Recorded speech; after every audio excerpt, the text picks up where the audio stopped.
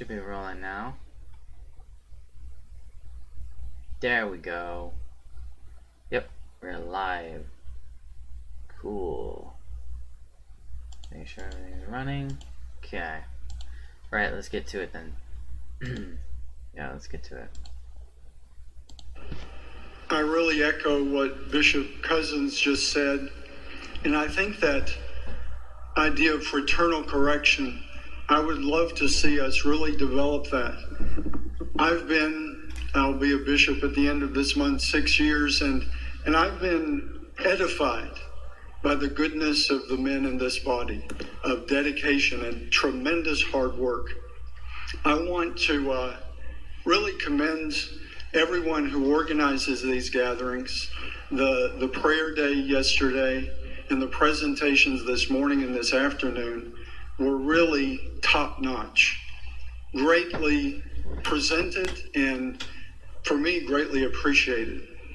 What occurred to me as the presentation from the counselor or psychologist was the virtues of the gospel in combination with science, in a sense, the science of virtue, to use all the wonderful tools, but to go back to those basic values of the gospel that we're called to live. In my own personal reflection and in talking to my flock, a rural part of East Texas, about less than 10% Catholic, what I've heard from people, which resonates with me, is that the whole McCarrick reality, how did that happen if we really believe that what was going on was wrong? And I think that's a core issue that is sort of out there in the air as I hear it. We've heard something about the whole question of homosexuality. I was pleased to hear it from the seminary report, because seminarians are vulnerable in the position that they have. I think we have to really take that question seriously. It's part of our deposit of faith that we believe homosexual activity is immoral. The people, those that we label homosexual, are children of God, and they need our great care. But to me, that real care comes from acknowledging the sin and the reality that all of us are sinners, called from sin to virtue. I think the question with the McCarrick situation is, how did he get promoted? How did all that happen? If we really all are of one mind that this is wrong and sinful. There seem to be questions about that, and I think we have to face that directly. Do we believe the doctrine of the church or not? There's a priest that travels around now basically saying that he doesn't, and he seems to be very well promoted in various places. Brothers, I think part of the fraternal correction or the fraternal support we offer each other is to say, can that be presented in our diocese? That same-sex marriage is just fine, and the church will one day grow to understand that. That's not what we teach, and I think we really have to ask those serious questions. Condemning no one. We get berated for bigotry that is not real. Jesus Christ brings good news to the world. With the recent youth synod, confusion and difficulty, and all of that is what I heard. I didn't hear much about the good news of the gospel of Jesus Christ. He lived, died, and rose so that we could be free from sin and death. I think the more we can share that good news, the more we can overcome the tragic things that we're facing now. I want to take a look at Bishop Athanasius Schneider's credo, his new catechism, and examine the section where he defines what a schismatic is. Here's how he defines it. Who are schismatics? Those who received baptism, yet have been separated from the unity of the Catholic Church by refusing to recognize the Supreme Pontiff, or have canonical communion with him and the other members of the Church, for example, the Orthodox. Now, did you notice what he did here? Did you catch it? He redefined the term schism. He gave a new definition for it. In fact, a definition that is different than what traditional Catholic theology says, and even what the Code of Canon Law says.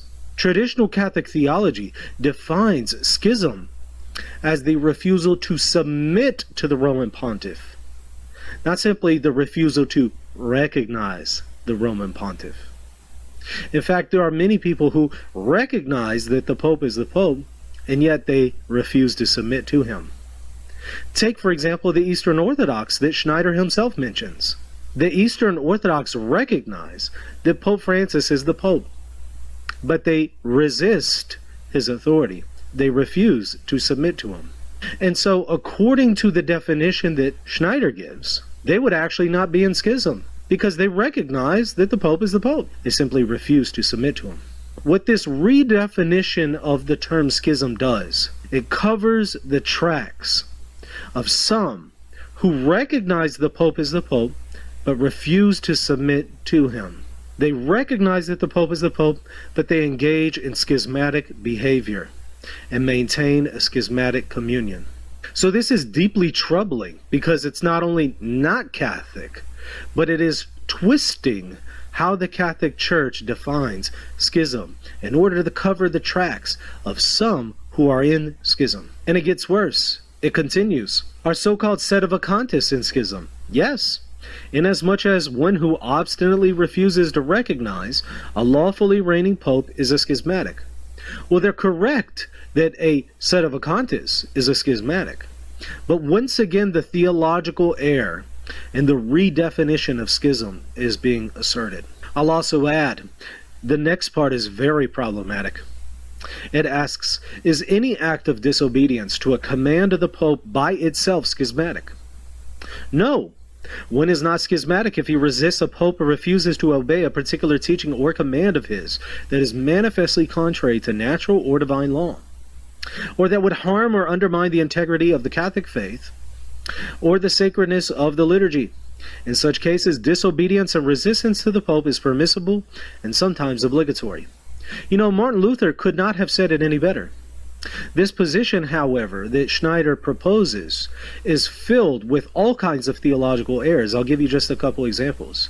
It assumes the erroneous position that the Pope can teach something that is harmful to souls. This not only has been rejected by many Catholic theologians, but more importantly, the magisterium itself rejects this position. For instance, Donum Veritatis makes it very clear that there is a general protection and a general charism of the Holy Spirit that protects even non-infallible teachings of the magisterium, even prudential judgments, so that they would be theologically safe and would not be harmful to souls. So Schneider is at odds with the magisterium, but that shouldn't be a surprise, because in Schneider's catechism, Credo, he explicitly attributes error to an ecumenical council, specifically the Second Vatican Council. He also attributes error to the Catechism of the Catholic Church, hence the need for his own catechism. And so he is already in dissent from the magisterium in certain key places. And in order to cover his tracks, he has to redefine what schism is. And then he has to justify his theological dissent. And he puts forward this propaganda in a catechism. This is not Catholic, and no Catholic should have ever endorsed this catechism. This catechism covers the tracks for the recognize and resist movement. What is this? It's the movement that says, I recognize the Pope as the Pope, but I resist his abuses. Well, it assumes that the Pope is and can abuse his authority in his magisterium. They assert he can and has. So it already assumes a theological error. And so in reality, a traditional and faithful Catholic should not embrace the recognize and resist movement or its new catechism, but rather should resist the recognize and resist movement and its non-traditional catechism. Imagine, because I was a young priest without the catechism. Right now. Imagine if we didn't have the catechism that clearly answers some of these questions. Right. And not new answers. I mean, the catechism beautifully goes back to Scripture, into the early church fathers, into council documents through the ages, including the Council of Trent and all the different councils. I mean, Council of Nicaea, all of them. And the catechism is a treasure trove of what we believe, the deposit of faith. And some people find it not easy to read. It's not really meant to be just read by, I mean, it certainly can be, but if you read it just as a dad or a mom in a family, and there are some great instruments for reading it in a way that's more understandable. It's very dense. I mean, short paragraphs can give you enough to really ponder for hours. But I'm grateful for that solid truth that we have. Yeah, me too. Because the sort of well, let's not get into it. I was going to say, well, let's get into it. The sort of the wordsmithing of people like Father James Martin, who I don't think explicitly contradict the faith, but seem to speak in a way that lead those who are questioning the church's teachings on homosexuality. And certainly people gravitate to him that feel supported in living what the catechism says is a sinful lifestyle. Yeah. What I've said, and I'll say right here again, Father Martin and others have argued the word disordered, that needs to be changed in the catechism. No. What I would say is it needs to be included even more, to recognize that, I mean, you are married to a beautiful wife. You have 4 children. Yep. Is that correct? Yep. Marriage is, and living out the sexual relationship, it's a very narrow path. It's sort of the eye of the needle. It's for a man and a woman only, committed for life, open to children. Those qualities are what marriage is. Anything else, any other expression of our sexuality, which happens rampantly and in ways that probably neither of us have even thought of in the world today, they're disordered. Yeah. And I take Father James Martin's point that, you pick on the gay couple, but you allow the heterosexual couple to just shack up and no problem. Absolutely. But the answer isn't. The tendency to do that is wrong. Yeah. It's as disordered any of those expressions of sexuality. For me, as a single man, there are lots of ways that I can, virtually anyway, to actually have an active sexual life is immoral for me. It's disordered. Yeah. I mean, and that's tough, believe me. And I've struggled with living up to that. But that's what celibacy is. And we could talk for ages, I guess, because the whole breakdown of priestly celibacy is the lack of emphasis that it's about chastity. It's not just about, you can't get married. It's about you remain chaste and unengaged in sexual activity of any kind. And that's a challenge for a man or a woman in the world today.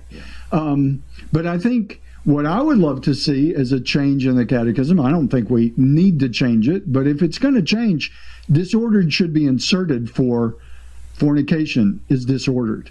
Masturbation is disordered. Anything that is sexual expression outside a man and woman committed for life, open to children.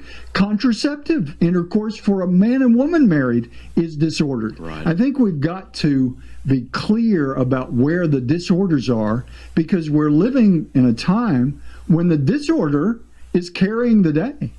Probably if you just, only God knows, but if you had the ability to just do one of these polls of all of humanity and say, is your sexual expression in your life, is it ordered or disordered?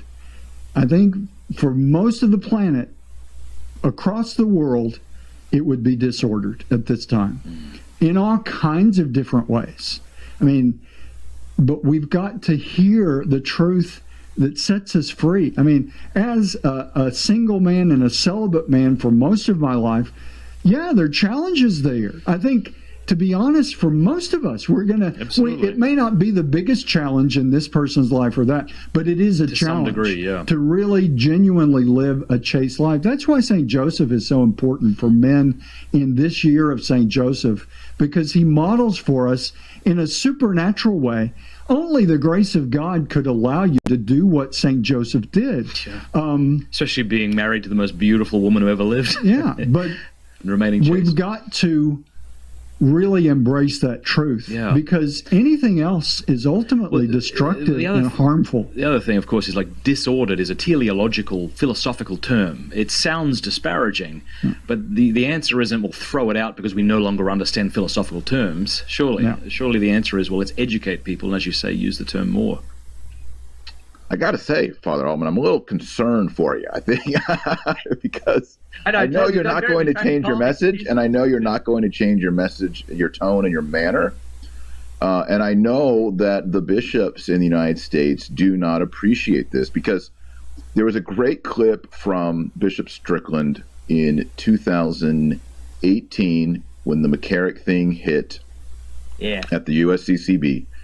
There's a short clip of it on my highlights channel. Do we believe the doctrine of the church or not? I think that must be where I saw it, because Yes. I know what I think I know what you're going to be talking about. And he says there's a priest who goes around the country, and he comes into many of your dioceses, and he doesn't teach what the Catholic Church teaches. This is Bishop Strickland. And he goes, as brother bishops, we have to be consistent, and we have to defend the faith. We have to teach the one true faith. And he doesn't in the clip say James Martin, but it's manifestly obvious he is talking about James Martin. Right. But the problem is James Martin is in New York with public appearances with Cardinal Dolan. He's in D.C., public appearances with Archbishop Gregory. And he's on the Dicastery of Communications, hand-picked and hand-appointed by Pope Francis. So the sad thing is that we have been infiltrated, and those messengers at the moment, those messengers are the privileged ones, and they can say and do whatever they want, and not one canonical thing happens. Can James Martin put out a video? Yes. Yes, he can. Can James Martin tweet? Yes. Can James Martin show up at anywhere he wants, a mosque, a synagogue, a Catholic church, a Protestant church, and teach what he wants to teach? Yes. Meanwhile, Father James Altman can't do a live stream. And this is the deep hypocrisy of the Catholic Church, not just in America, globally. Yeah, if you said, okay, be a devil's advocate and defend against that, there's no words I could say. Because, as a lawyer, you kind of try to look at both sides of the argument. There's zero side to that other side of the argument. That he's allowed to go and do what he does, leading souls down the broad road to perdition, as the saying goes. Good day, ladies and gentlemen. Don't have good news for you today. It looks like Bishop Strickland is going to be asked to resign, or that is at least what is being reported by The Pillar. I have a love-hate relationship with The Pillar. They do good work objectively from basic journalistic standards, but they're pretty ideologically liberal, so informative reporting, but I find their opinions to be, odious. But anyway, here's the article from The Pillar, and you can see here it says, Pope Francis meets to discuss Strickland resignation. And I will say again, as much as I disagree with a lot of the opinion takes and op-eds and things like that in The Pillar over the months or years they've been around, objectively speaking, when they do report something with sources, they seem to be pretty ethical when it comes to that. So this is why, even though I dislike their vantage point, I do trust them as far as their journalistic standards are concerned. So I just thought I'd put that out there.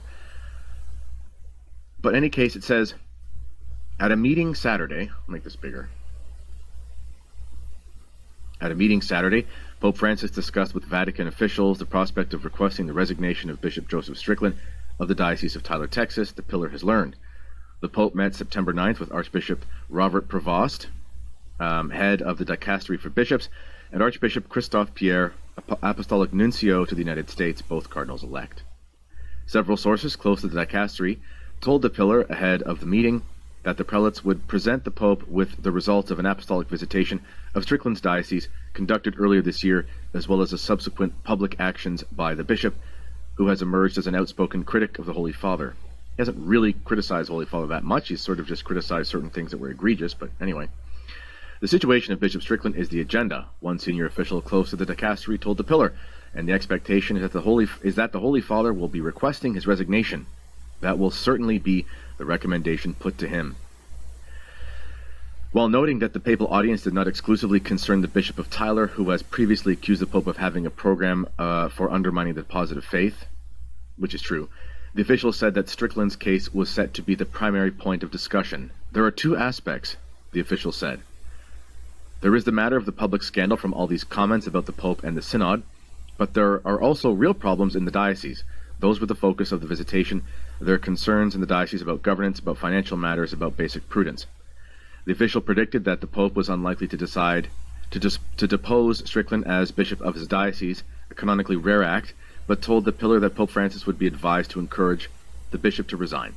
The consensus in the dicastery is that he will be asked to consider resigning.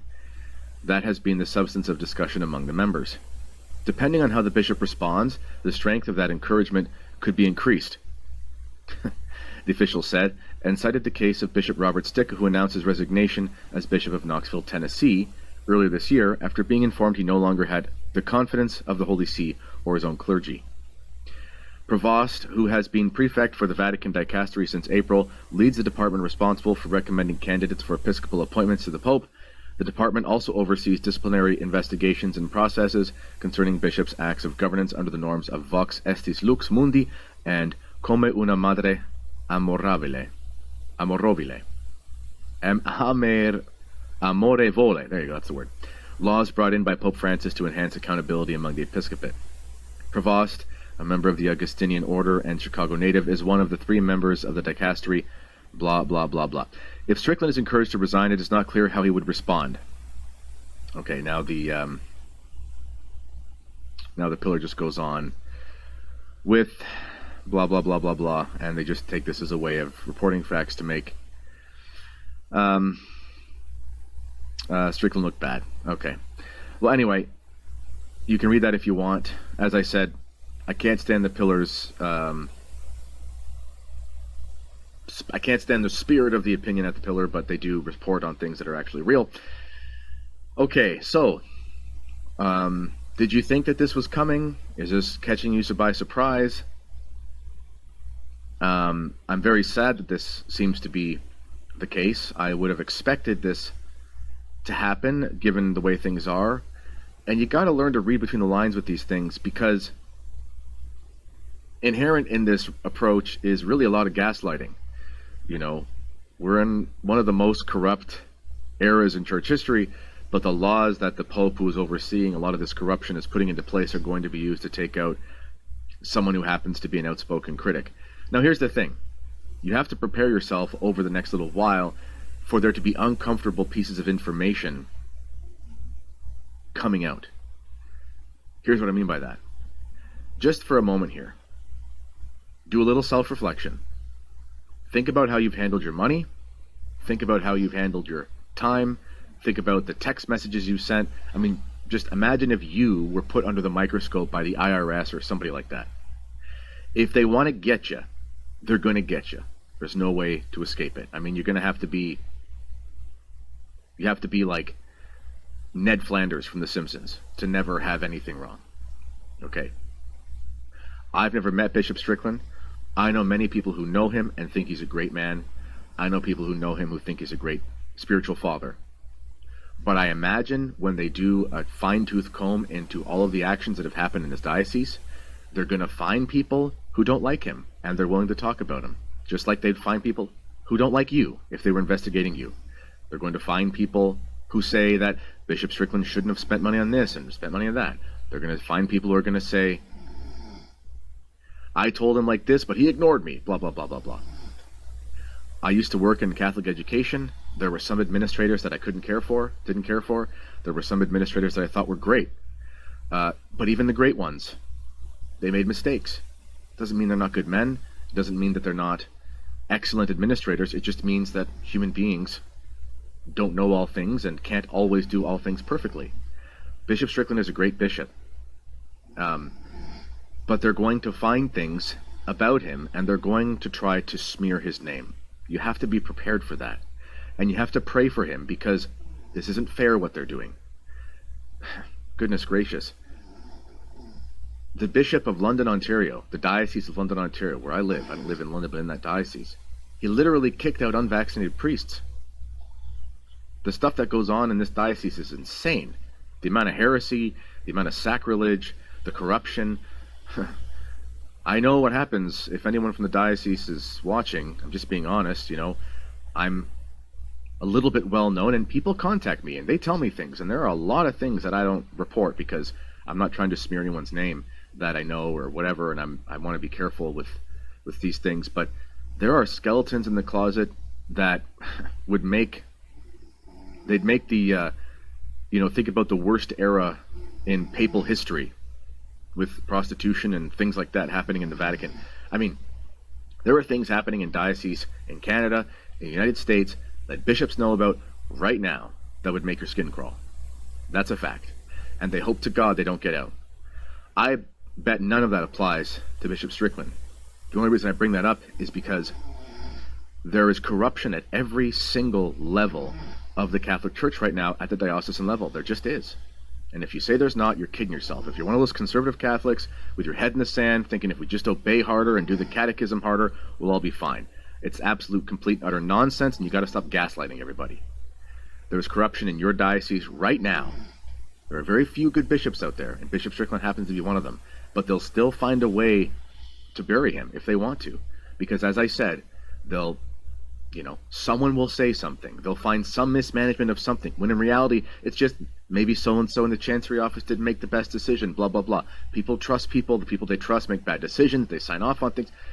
I was reading in something from Pope St. Pius X.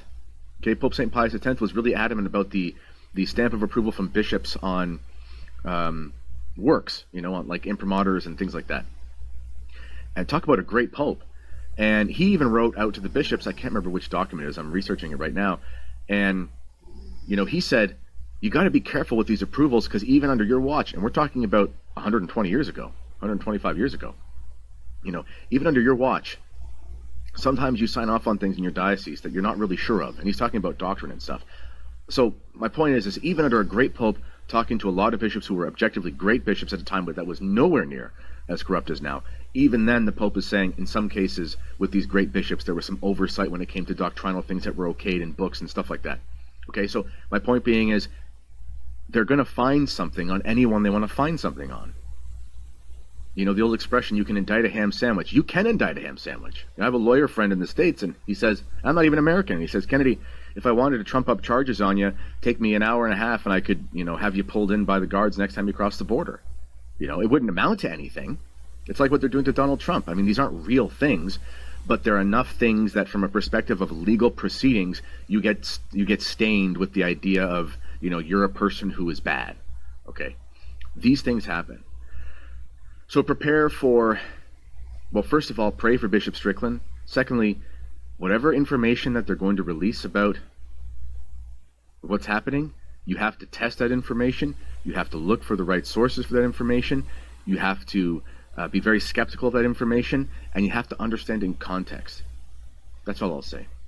Because it's unfair what they're doing to him, and pray for the people of Tyler, Texas, that they don't get a replacement that kind of undoes all the good work Bishop Strickland has done. And if you're one of those conservative Catholics, liberal conservative types, like the people who run the Pillar, and you're going to be all giddy about this because, they got rid of the guy that I don't like. They never stop. The revolutionaries never stop with the person who's the quote-unquote extremist. It's like when they went after Alex Jones. You know, a lot of conservatives saying, oh, that guy's crazy. Yeah, Alex Jones might be crazy. But they didn't stop. Alex Jones was a test case. They'll go after Bishop Barron next, because Bishop Barron says things that aren't with the program, just because he's basically conservative. They'll go after everybody. They won't stop until everyone left is Cardinal Cupich. You have to understand that. So be careful about this smearing the good bishop and things like that. If you're a Catholic who literally believes in Catholicism and is somewhat conservative, and you have a public persona, if they can go after Bishop Strickland, they're going to go after you too. So you reap what you sow, ladies and gentlemen.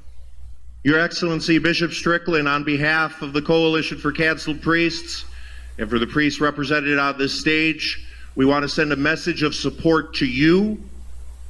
We love you. We're praying for you. God bless you.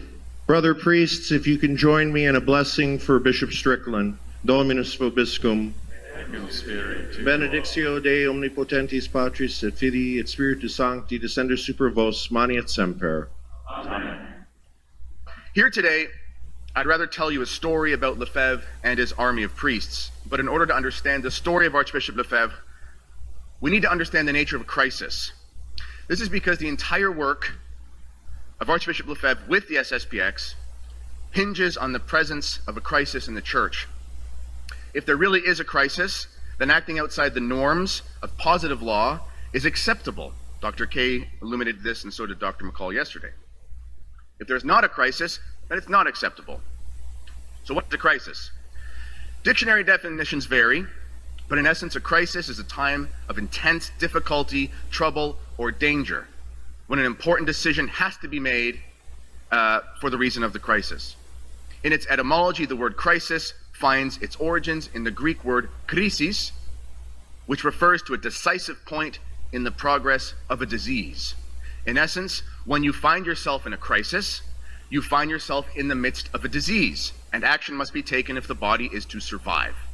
Whatever one may think about Archbishop Lefebvre, it is clear that he saw the crisis in the Church as a disease, and therefore did something. Perhaps you may disagree that Archbishop Lefebvre did the right thing during the crisis, or perhaps you would have acted differently. But as Father McGilvery of the Society of St. Pius X said during an episode of the SSPX podcast, the actions of Archbishop Lefebvre and the Society deal with a concrete problem, not a theoretical, mathematical, or metaphysical one.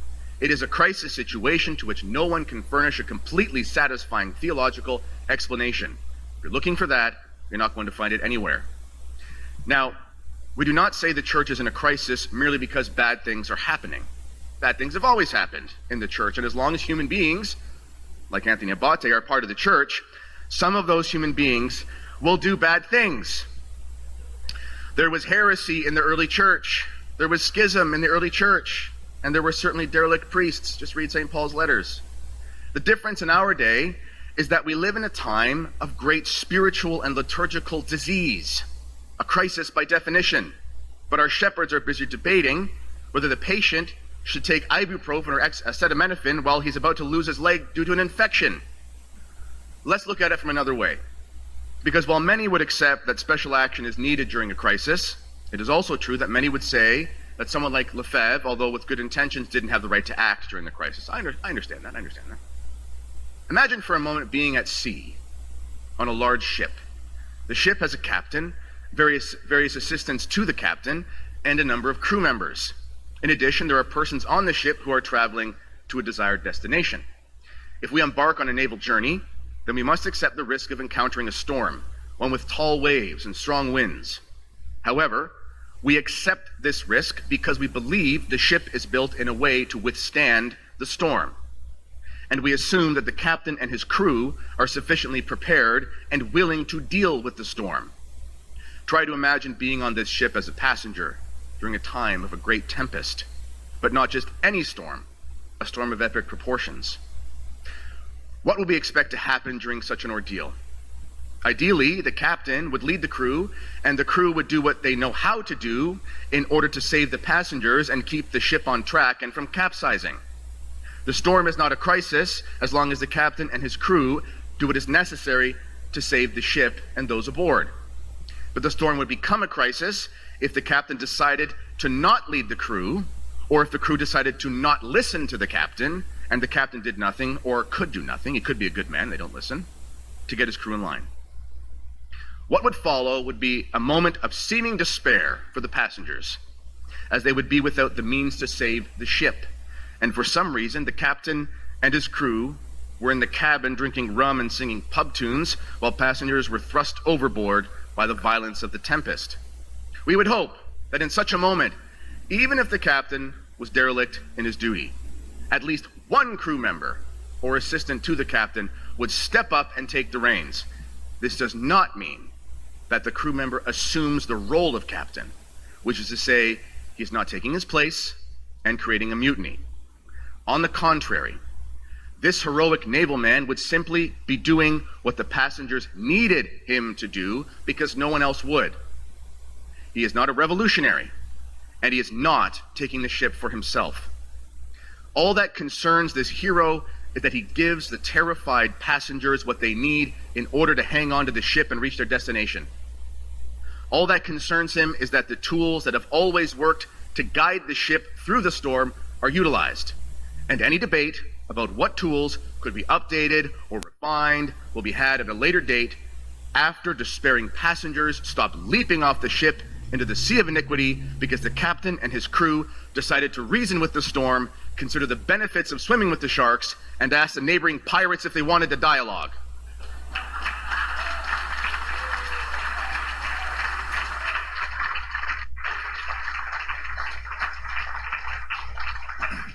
You can ask Father Trico about pirates. Yeah.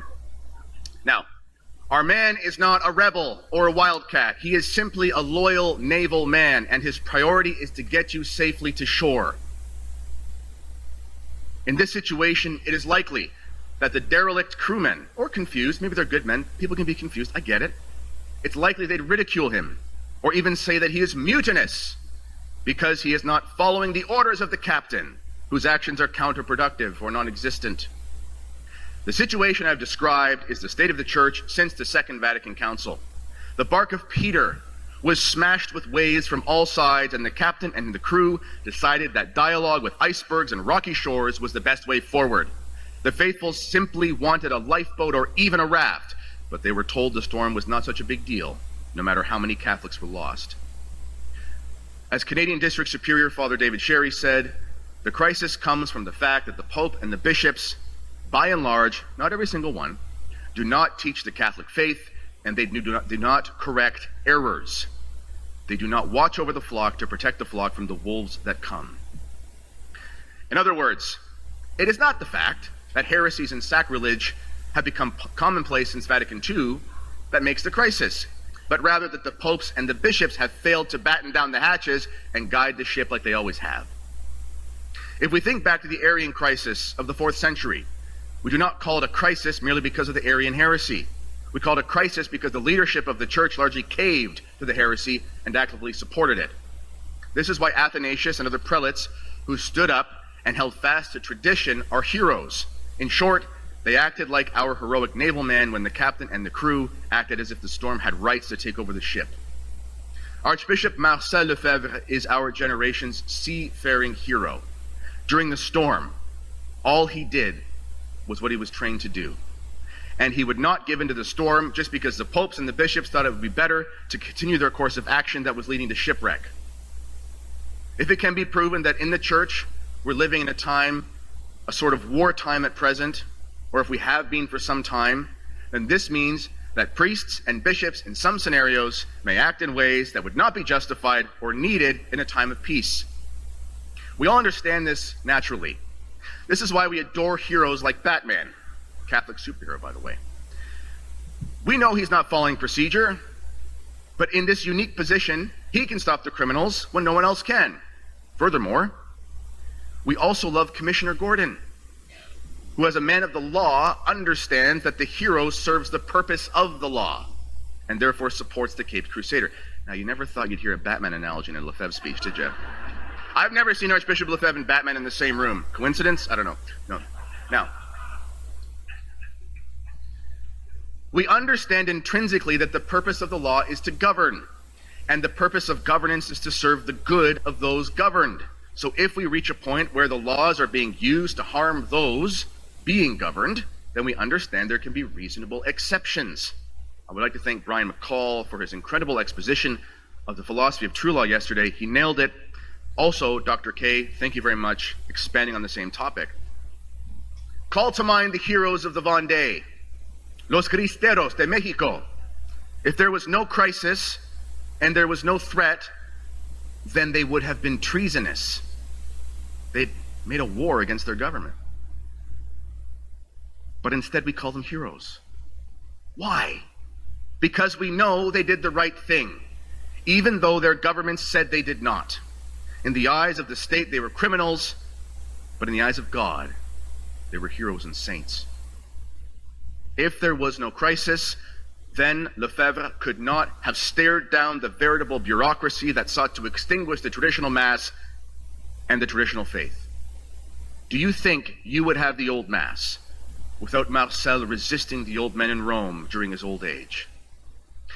It is a historical fact that the only reason we can point to for the continuation of the traditional Mass is the resistance and resilience of Archbishop Lefebvre and his army of priests. Sure, there was this priest or that who had been thrown out into the cold and who was still saying masses for those who desired them, whether it be in basements, hotel rooms, etc. And God be praised for their courage. There was a Canadian man named Father Normandin. Literally, with the time differences in Canada, he would start early in the morning on the East Coast. He would get on a plane, and a 15-hour day, he would say Mass on both coasts of Canada so that the faithful across. Absolute hero.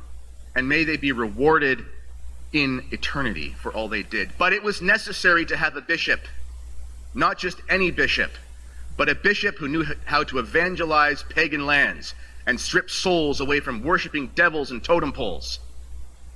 It was only a bishop of this character that could strip modern man away from modernism, which is really the worship of man himself, which may be the worst idol man could ever worship.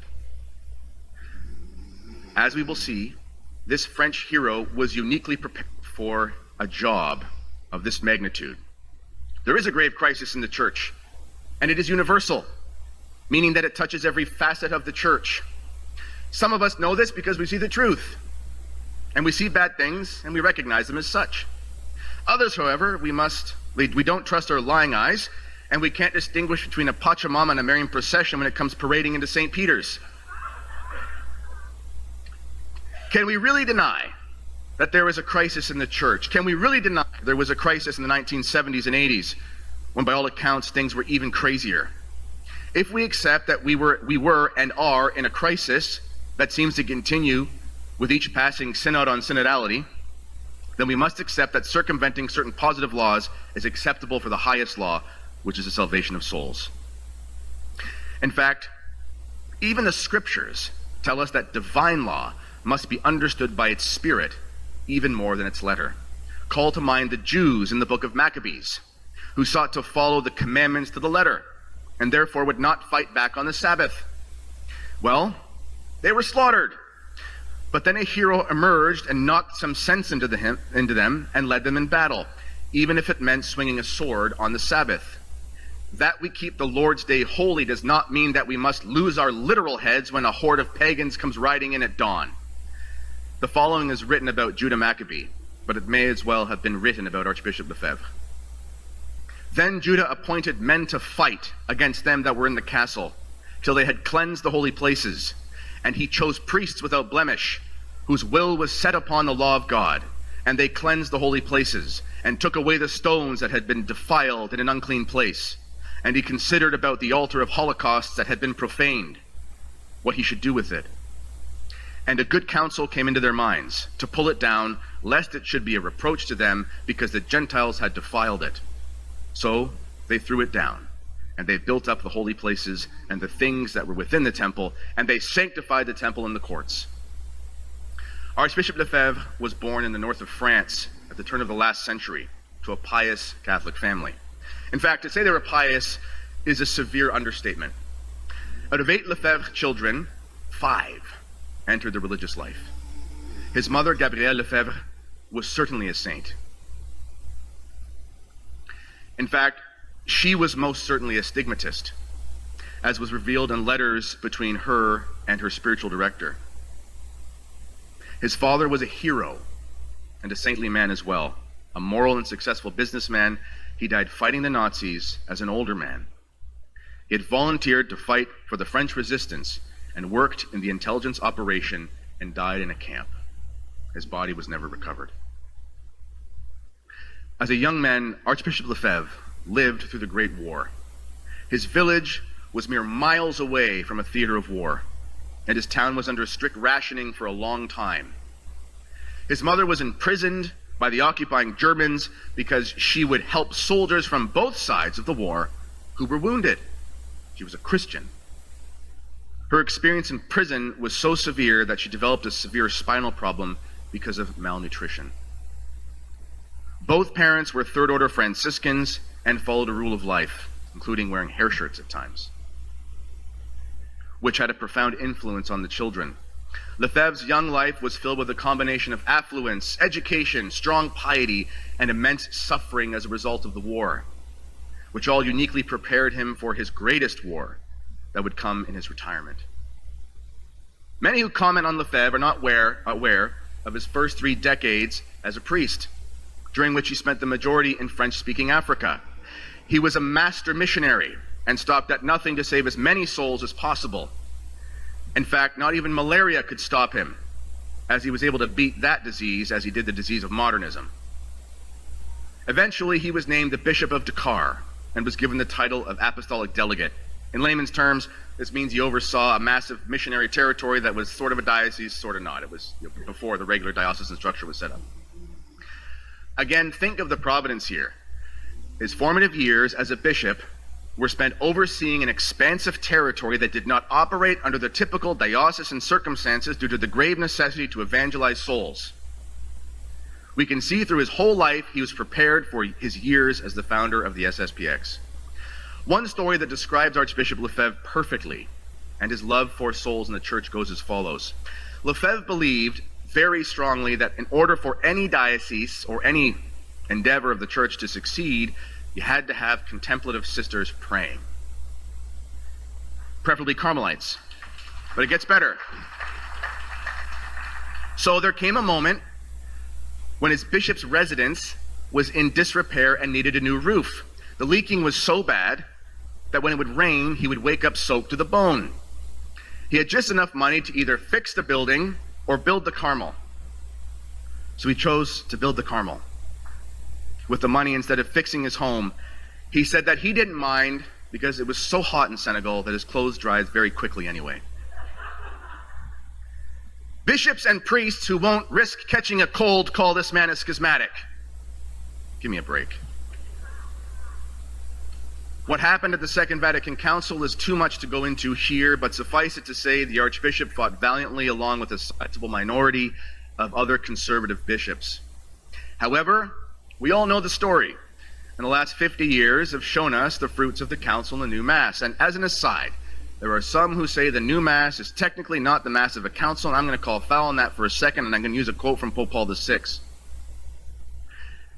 He said, that Mass of St. Pius V, like one sees at Écône, the seminary in Switzerland for the SSPX, has become the symbol for the condemnation of the Council. I will in no wise accept the Council being condemned by a symbol. If an exception were made, the whole Council would be questioned, and consequently the apostolic authority of the Council, end quote.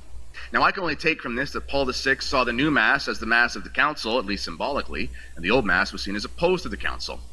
Imagine how absurd this would be. The Mass said by the Council Fathers during the Council is somehow against the Council.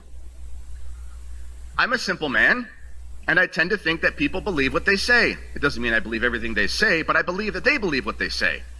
The Pope believed that the new Mass was for the church after the Council, and the old Mass was for the church before the Council. Very simple. This is insane, unless you think the church somehow changed, which it cannot. This is but one example of the deep crisis that befell the church after the Council. There are numerous examples, but I'm sure the audience is well aware. Shortly after the Council, Lefebvre retired from his post as the Superior General of the Holy Ghost Fathers, which at the time was a massive missionary order. Since the Council, the Holy Ghost Fathers, also known as the Spiritans, have continued to decline.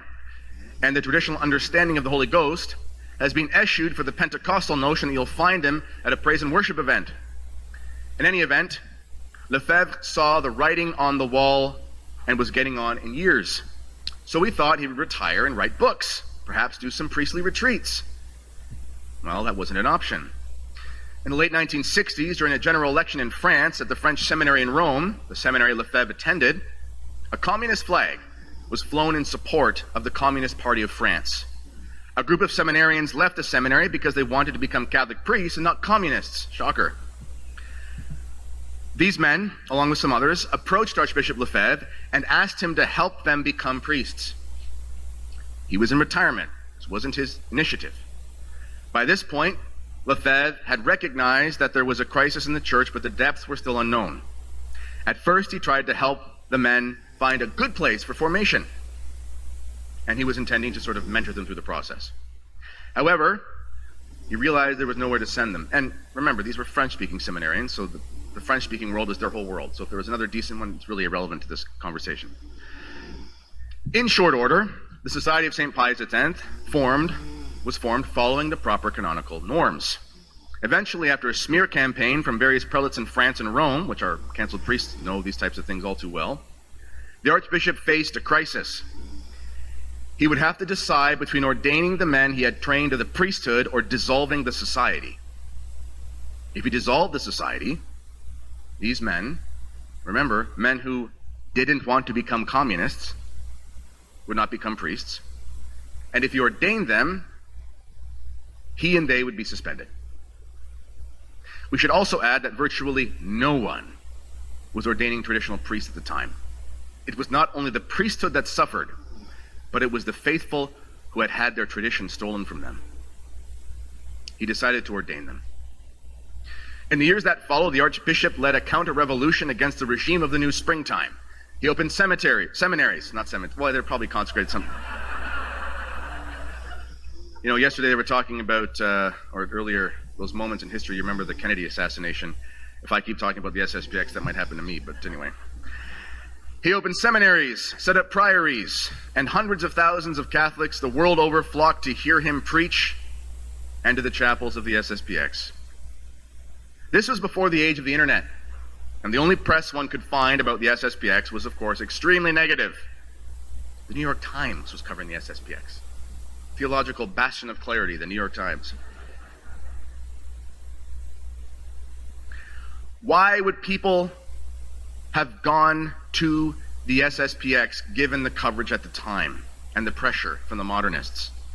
They had a Catholic sense, and they understood just how high the stakes truly were. In order to serve the faithful, he crossed oceans, navigated through life and death situations. There was literally a bomb threat that almost got him in Colombia, and accepted the lies and insults from priests, bishops, and even the Pope. Read the transcript between him and Paul VI. It's astonishing. He did this, mind you, while in his 70s and 80s. Almost 15 years later, he consecrated 4 bishops after a long and drawn-out process of conversation with Rome. He did this because he knew that if he died, there would be no more traditional priests. Was he wrong? Please, name one single traditional bishop in the Catholic Church outside of the SSPX. Yes, there are some excellent bishops who are defenders of Catholic tradition, like Bishop Schneider and Bishop Strickland. But what traditional order are they from? This is not to take anything away from these great men. God be praised and protect them and support them, and everyone pray for them. But it is only to say that that if the church was going to provide traditional bishops to the church, and you need them to make traditional priests, we've been waiting 35 years. In addition, when men like Schneider and Strickland develop a deeper love for tradition and express this publicly, they get whacked over the head for it. Post-conciliar Rome, by the way, conciliar church, that was Rome's phrase, not Lefebvre's. Everyone blames him for it, but that's why he said, I adhere to eternal Rome, because they said, you have to adhere to the conciliar church. And he said, I belong to the Catholic Church. I don't know what the conciliar church is. Post-conciliar Rome was never going to preserve the traditional priesthood. And if you believe they would, as the saying goes, I have a bridge in Brooklyn I'd like to sell you. Anthony's my real estate agent. Now, Michael Davies was correct when he said that Archbishop Lefebvre, by his act of courage, made it impossible for the hierarchy ever to take away the traditional Mass. This is an act of providence, not an act of schism. In my book, I give a robust defense of his actions using both canon, law, and church history, which is useful. But very quickly, there have been a number of highly esteemed canon lawyers and theologians who have all easily admitted that penalties leveled against Lefebvre and the 4 bishops were invalid. This is because, as we have shown, when you're in a crisis, you can act in ways that are not necessarily the status quo. In fact, if you look through church history, you will find that bishops were elected and appointed without the intervention of the Pope more often than not. That is not to say that the Pope does not have the authority to govern the affair, but it is to say that we cannot say it's intrinsically evil to consecrate bishops in the way he did, considering it's how it was done for so many years, or at least similar to it. Furthermore, there was another bishop from Ukraine named Cardinal Schlippy, who went against the express will of Pope Paul VI and consecrated bishops because of the state of necessity in the Ukrainian Greek Catholic Church. He was not excommunicated or called a schismatic. On the contrary, John Paul II, the same pope who called Lefebvre a schismatic, made the Ukrainian bishop a cardinal, even though he did virtually the same thing as Lefebvre. Everyone accepted there was a state of necessity in the Ukraine because of communism, and that necessity knows no law. But the bishops and cardinals who chose not to condemn communism at the council would not publicly acknowledge a state of necessity within the walls of the church. None of this means that the state of necessity does not exist. On the contrary, the fact that the powers that be will not admit that what they have done has contributed to what Paul VI called the auto-destruction of the church, his words, means it's destroying itself, makes the necessity all the more grave. It's not just a crisis, it's a crisis of gaslighting. For the sake of argument, let's say you will not accept that a state of necessity came into being when you went to your parish church as a child only to find that it was renovated to look like a Masonic temple. Let's say you will not accept the state of necessity when thousands and thousands of priests and nuns left the religious life after the council. Let's say you won't accept the state of necessity when in 1986 the Pope stood side by side with heretics and snake worshippers as they called on their false gods for world peace at Assisi. Imagine the horror of that event, when the demon gods, vanquished by the Old Testament prophets, hacked to bits by St. Boniface's axe, stood seemingly in equality beside the Vicar of Christ, as if God, the God of gods, was part of the pantheon consisting of Baal, Moloch, and Vishnu. Will you accept the state of necessity that was made evident when McCarrick and Maciel were promoted and praised, while Marcel and Maleret were castigated? The cardinal down the road will close down your Latin Mass, but will celebrate a Pride Mass with a local LGBT group. Was there a state of necessity when the demoness from the Amazon paraded into St. Peter's as a mockery of the Queen of Angels? Or perhaps there was a state of necessity already when Pope Francis sat in the Vatican gardens while a group of people had bowed in prostration before the Pachamama. Is there a state of necessity when James Martin clearly has a canonical status and praise from the Pope, but you can't get a straight answer from this or that bishop about the canonical status of the SSPX? Most importantly, the gravest crisis that we face is when our children have to ask us after Mass why Father preached something against the catechism and why that lay minister in a miniskirt was handing out the body of Christ like a Pez dispenser. Notice I didn't say lady in a miniskirt because today you can never know.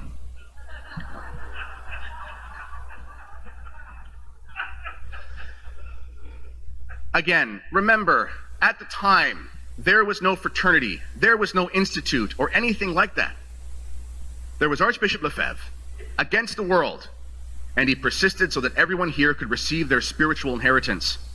If there is a state of necessity, there was a state of necessity then, because what is happening now is merely what Lefebvre said would happen before everyone would listen. I'm almost done, I promise, and I'm over time, but recall to mind when Christ went to the cross. Who was with him? The Virgin Mother, of course, Mary Magdalene, John the Apostle. Where were the other 11 apostles, which is to say bishops? Judas killed himself. Peter, who would be the first pope, committed a threefold apostasy, and the other 10 went into hiding for fear of the Jews.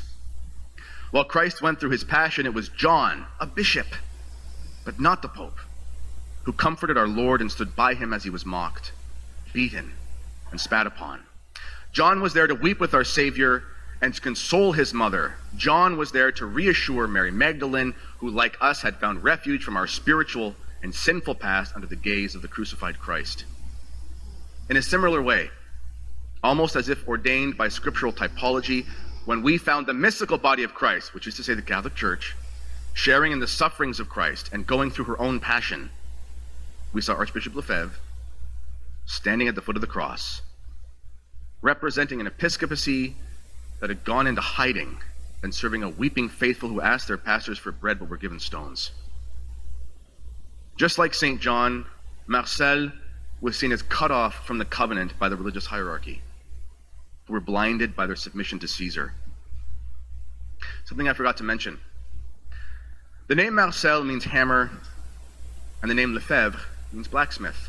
It's a Roman expression, nomen est omen, your name is your destiny. This hammer of modernism and craftsman of holy priests was rewarded for his efforts on March 25th, 1991. It was on that day, the Feast of the Assumption, a unique feast in that it is Christian and Marian, that Archbishop Lefebvre was called to eternity by our blessed Lord. It was as if the Virgin Mother and the King of Kings wanted to accompany Marcel through the end of his own passion, as it was announced to eternity that he had fought the good fight, he had ran the race, and he had kept the faith, not only for himself, but for the millions of Catholics who still genuflect during the last gospel. Good day, ladies and gentlemen. I'm here at the Canceled Priests Coalition Conference in Rosemont, Chicago area, and we've just been informed that it's been confirmed that this evening there will be, I believe it's 2 bishops, visiting Bishop Strickland in Tyler, Texas, for what is an apostolic visitation. In layman terms, this is like when the IRS comes and does an audit or something like that. And of course, this is in the wake of Bishop Strickland's participation in the rally down in Los Angeles, where he was defending Catholic Orthodoxy against the sacrilege, blasphemy, and hateful conduct of the sisters, so-called, of the perpetual indulgence at Los Angeles Dodgers Stadium. A couple weeks ago, about a week ago, I wrote an article called God Bless Bishop Strickland for Crisis Magazine. And I told a story in there about how a good friend of mine moved down to Tyler, Texas, and Bishop Strickland had the paternal care and love for souls to actually go to this man's house and visit with him and his children, and even he took a picture of him basically playing dolls with the little girls, just sort of, being very childlike in the best way with the little children, as Jesus would want his shepherds to do. And I wrote at the end of the piece, no matter, the things that Bishop Strickland does, this rally in Chicago or LA, his public presence, his calls for orthodoxy, all of those things are very important. But what is most astonishing about him, in my opinion, from my, my friends' experiences and things like that with him, is aside from all of that, he really is a true spiritual father. And that is something that is missing in the Catholic episcopacy today. There are definitely some bishops who sometimes, there's a very few, who might make some statements. They might say a strong thing about a pro-life issue or whatever, but it's very rare that a bishop will actually have an intimate, fatherly, filial relationship with his spiritual children. And this is what bishops are called to do. When a man becomes a bishop, he doesn't just become bishop, he's a father, he's a priest, and he becomes a bishop. And that means that, yes, he's got a bigger family, but he doesn't lose his family. It's not as if he becomes an administrator. It's been very interesting talking to the canceled priests here and listening to all the talks by the various canon lawyers and things like that, talking about this real disconnect that there is between bishops and their diocese, bishops and the faithful, and how the episcopacy for the longest time has become, basically a management firm. It's an administration. It's, in many cases, a grooming operation, sadly, with some of the seminaries. And, any man who is courageous, who is forthright, who is orthodox, who is faithful, who is charismatic, who is strong and moral is never going to become a bishop, except for a select few that somehow make it through the cracks. And Bishop Strickland is one of those men who has made it through the cracks. Talking to Jesse Romero, he was telling a story about Bishop Strickland, talking to John Henry Weston, telling a story. Bishop Strickland's the kind of man where if he's on a radio show or something, he'll ask to be corrected live if he makes a mistake. That takes a lot of humility. Strickland, a few weeks ago, about a month and a half ago, he had said something where he said the SSPX was schismatic, and then the next day reversed his opinion after looking into the work of Bishop Schneider. That's not something bishops in our day do. They don't exercise humility in the public forum. Bishop Strickland really is America's bishop in so many ways. He is the last sort of strong bastion of Catholic orthodoxy in the episcopacy in America. And I know Bishop Barron does a lot of orthodox things. I get that, but you're never going to have Bishop Barron doing what Bishop Strickland did. Bishop Barron, he still plays the game. Bishop Strickland doesn't play games. He just wants to save souls. So I'm asking all Catholics, whether you're traditional or not, here is a man who is a defender of Catholic orthodoxy. He himself has expressed his personal love for the traditional Latin Mass that he only started saying in 2020. I believe he was in his 60s at that point, but he had the humility to learn that and perform that ritual, celebrate that Mass. He's a defender of Orthodox Catholicism. He's a supporter and defender of traditional Catholicism in his diocese. He's a friend even of the SSPX, which is very rare for many bishops. He needs your prayers. So please pray for Bishop Strickland. And also be prepared for Bishop Strickland's cancellation. Be prepared that Bishop Strickland will be removed from ministry. And if you haven't woken up yet, if you haven't learned yet that the crisis in the church is so deep that a bishop who processes with relics against a public act of blasphemy, sacrilege, mockery of religious nuns, the Blessed Mother, the cross. I mean, look at what these drag queen fake nuns have done to offend God.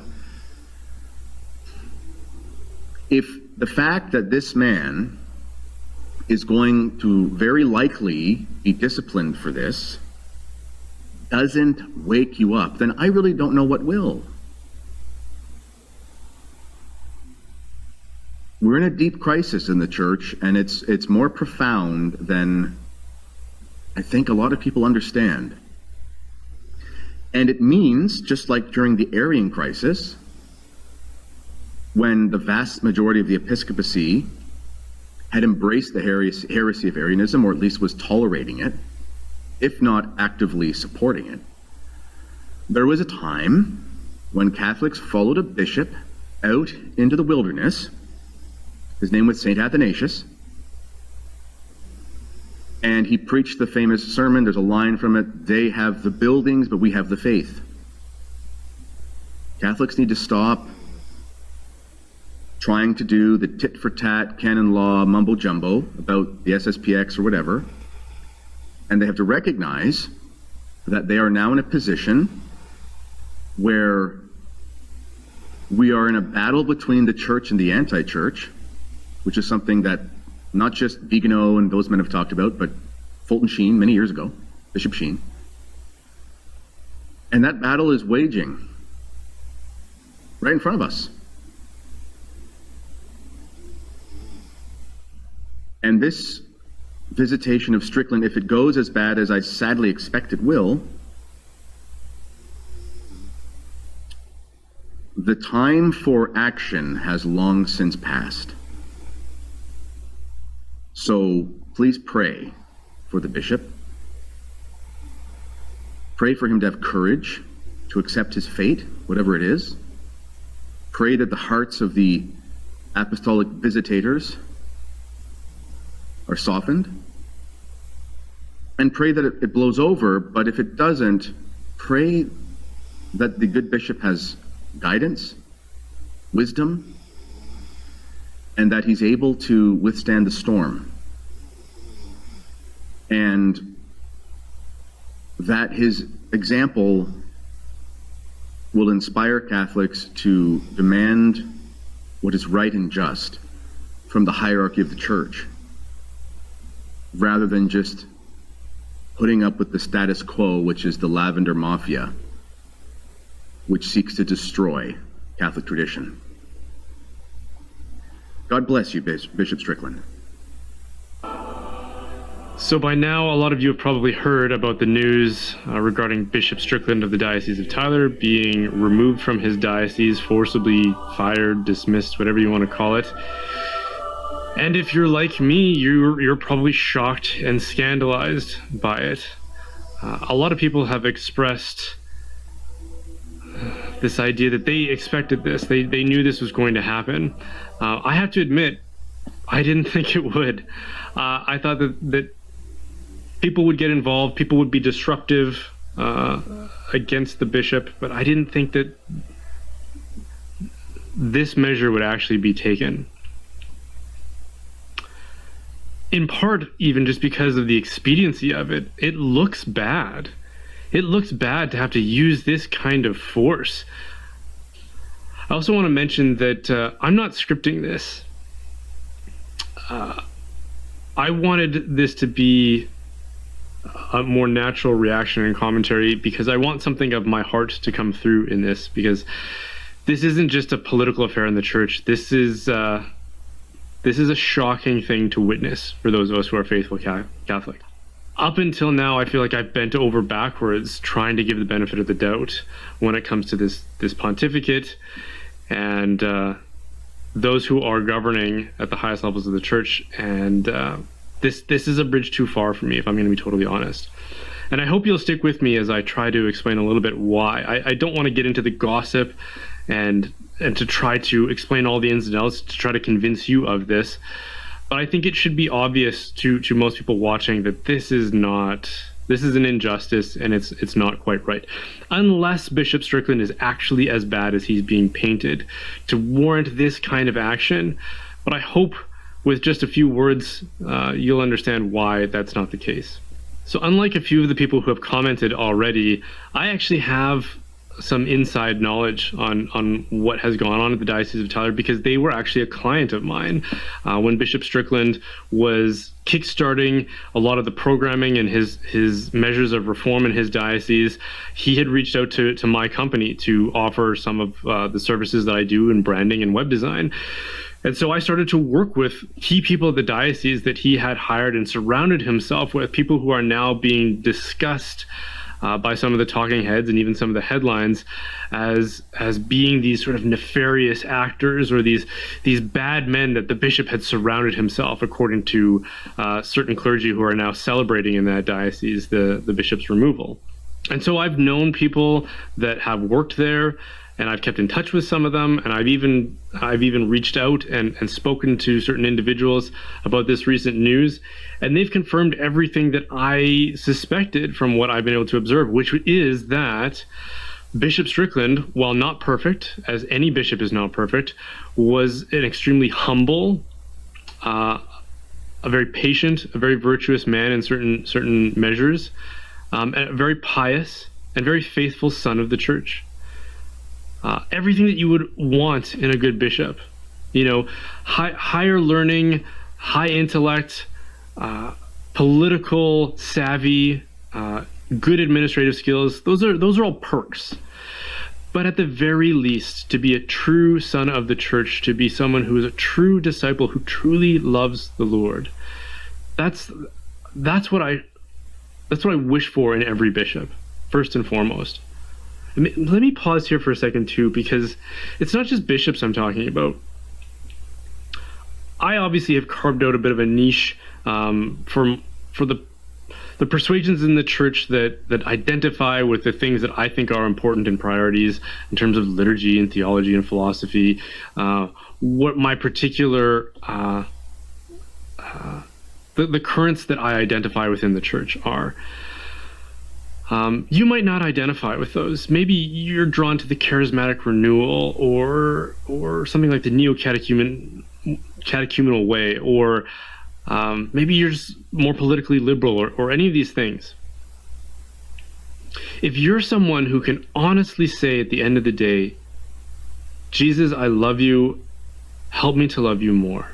If that's a prayer that you sympathize with or that you have said before in your life, I want you to know that I am on your team and I consider you a brother and sister in Christ. We could be at different places in our pilgrimage of life. I have been at different places in this pilgrimage, and this is where I find myself right now. This is where I am journeying, and this is where I find my people and my community. But if you're a person who truly loves the Lord, if you're a person of goodwill, then I am on your team. I'm not against you. I'm not resisting you.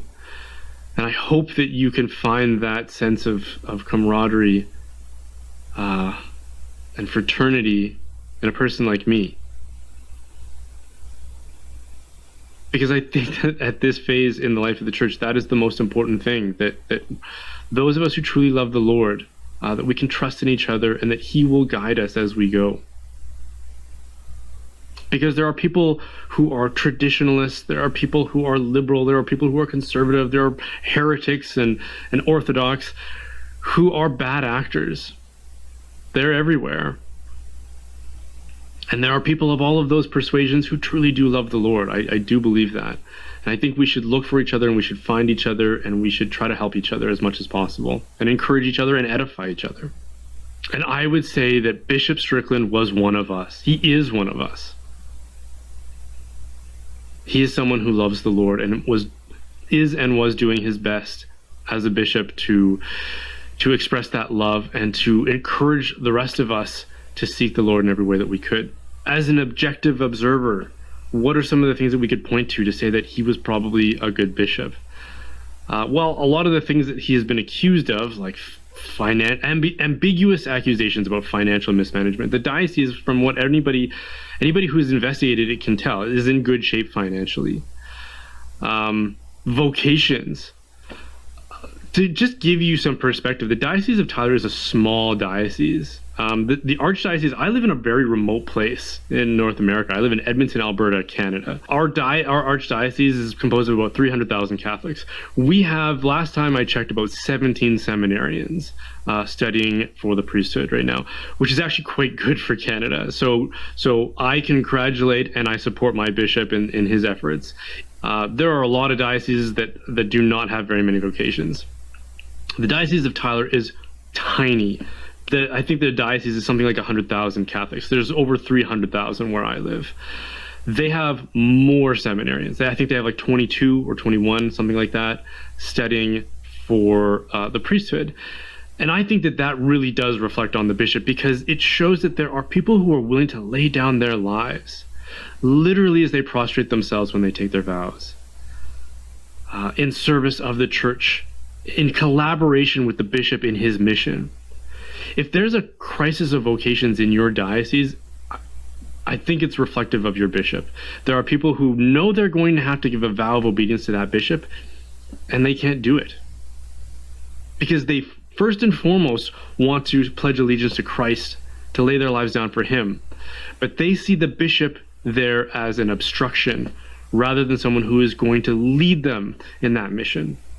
Bishop Strickland is obviously a person who inspired people to want to lay down their lives for Christ, which to me suggests that he is the kind of bishop who is following the Lord Jesus. How about his response so far? We've seen disgraced clergy and how they respond erratically, with hostility, with trying to mount a bit of a PR campaign around themselves, or with rebellious attitudes. Thinking of people like John Karapi, who then called himself the Black Sheepdog, or people like Bishop Sticka, who just has put up the most bizarre things on social media trying to defend himself.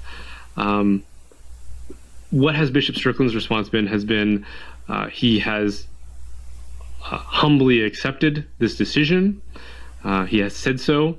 He has said that he thinks that the Pope is the Pope, that Pope Francis is the legitimate Pope and has legitimate authority and has exercised that authority against everybody who's accused him of being a sedevacantist, which is just an absurd accusation. He's explicitly said otherwise.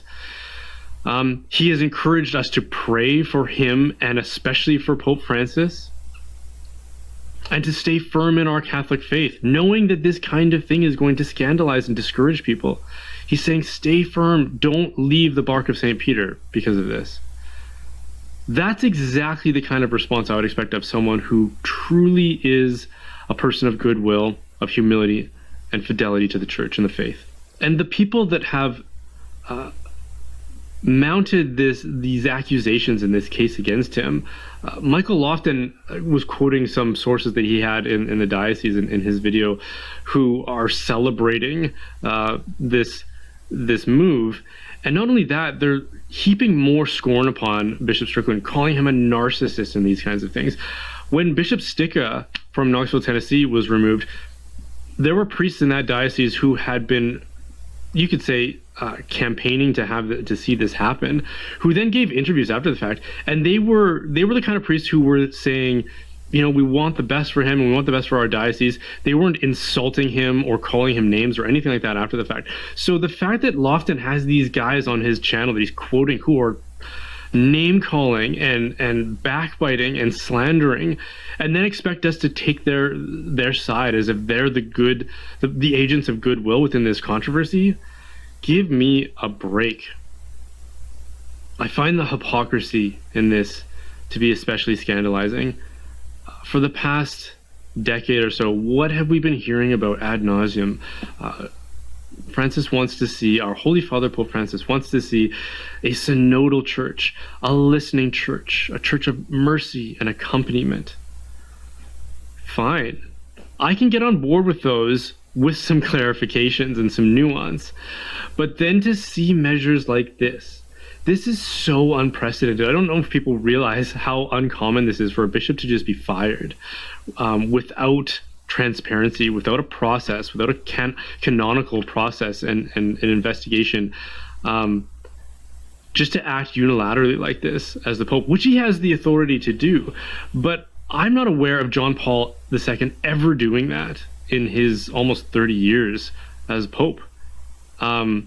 Benedict, I know of one case where he did this, in the case of an Australian bishop who was manifestly proclaiming formal heresy.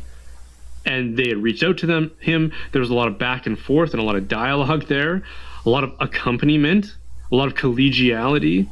And then eventually Benedict felt that he had just had, there was no concession on the other side. So he removed him. In the case of Strickland, there was none of that. There was an apostolic visitation, and then he was fired.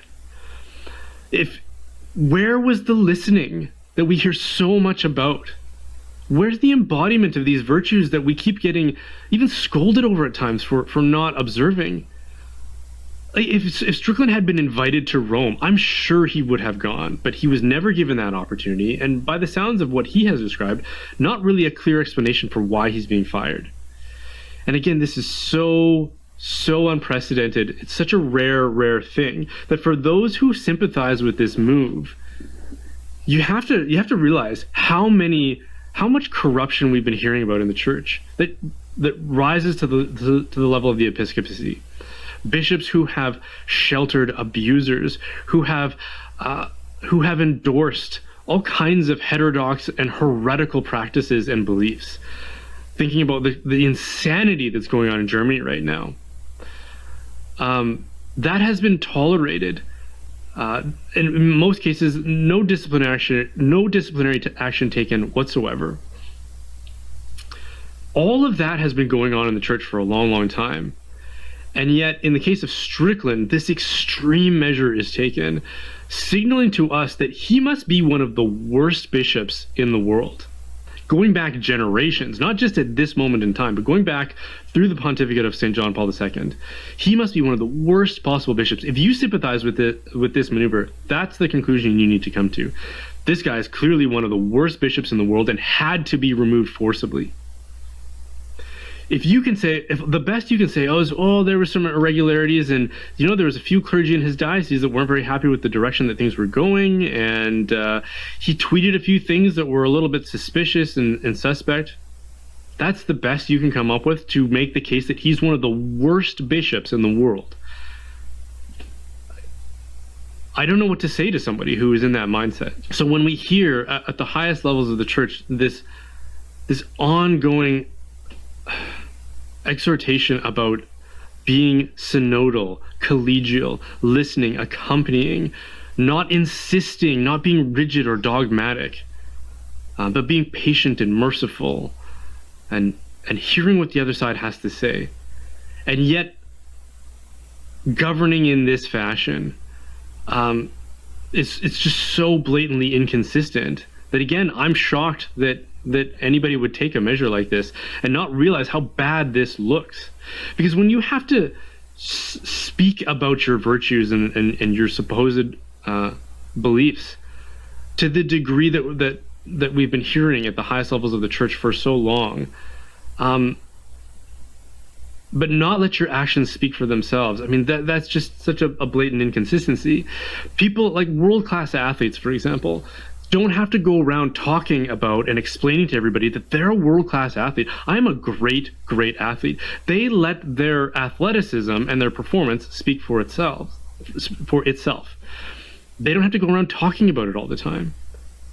That's what dictators do. Think of like the People's Republic of China. It's certainly not governed by the people, and it's not a republic. It's a dictatorship. It's totalitarian in nature. They have to use this language to try to cover over the fact that their actions are inconsistent with it. And I don't see any other conclusion at this point with what's going on in the church right now. So what do we do moving forward for those of us who are in the laity? I think that this, and there have been others, but I think that this is a watershed moment in the church, in the age, this history that we're living through right now. It will reveal to us who are willing to take a stand, who are willing to make sacrifices in the service of the Lord and his church. And I'm speaking about the bishops when I say that. This is not the responsibility of the laity to stand up and to protest in the streets or anything like that. It's the bishops who need to protest this. And it shouldn't just surprise us when we discover that very few are going to be willing to do that. Think about the controversies in the Reformation under Henry VIII. When he confiscated the reins of the church in pursuit of his own personal sexual agenda, one bishop stood up against him, St. John Fisher. Just one in the entire country. It shouldn't shock us when a majority of the bishops are unwilling to make sacrifices and to pick up their crosses and to suffer the way that Bishop Strickland is now suffering. And that should signal to us as the laity who we can rely on, who we can depend upon, and it's going to reveal to us that there are very few in the hierarchy of the church. The longer I do this, the longer I'm a member of the church, the more I am forced to adopt the conclusion that corruption is just rampant in this age of the church that we're living through. And don't be too discouraged by that. It's not unprecedented. Think of the Arian crisis. The majority of bishops were heretics. Think of the Western Schism, the Avignon papacy. Just the level of scandal that went on in these ages of the church. The church can still be the church. The pope can still be the pope and have legitimate authority and be a scoundrel. I'm not accusing Pope Francis of being a scoundrel, but these are unjust actions, and it's been a trend in his pontificate. I can't judge his soul or his intention, but it's possible to have a bad papacy and to still be obedient to it. Like Jesus speaking of the high priests of his day, saying that they sit in the seat of Moses, and so you have to listen to what they say, but don't do as they do, because they're hypocrites. They have legitimate authority, but they're evil men. That's a possibility that we can live through in the age of the church. And I think that we're going to see that we are living through that age. And I know people are going to say, wow, Brian's being really divisive here. I think the division is caused by those who are operating in the shadows, undermining the church, not by the people who are shining a light on it. The people who are exposing that to the light are not the divisive ones. The division already exists. We're just saying, boy, here it is. I'm scandalized by it. I'm heartbroken by it, and I am, if that's not obvious. And here's how I want to help those of you who feel the same way. That's what I'm doing in this video. So what I think we as lay people need to do is to devote ourselves to holiness, to study of our tradition, to transformation and conversion, and to avoid embroiling ourselves in the politics of the church. You're just going to get hurt in the process, and you might get dragged away and scandalized to the degree that many people have who have subsequently left the church over it. Focus your attention on the local. Focus your attention on the things that God has entrusted you with. Your family, your parish, your community, your responsibilities, to whatever degree God has given you those responsibilities. And if we can see what's going on in the church and in the world, frankly, today, as something like a chastisement, and I think that's probably not very far off. Good leadership, a healthy church, the blessing of the faithful, these are things that God gives his people when we are faithful to him and when we rely on him and when we worship him well. But when we turn away from him, he's a gentleman about it. He's not going to force us to love him or to worship him. He's going to say, okay, if you want to go worship other gods, you want to go worship idols, money, ambition, the present moment, the fashions of thought, and popular culture, okay.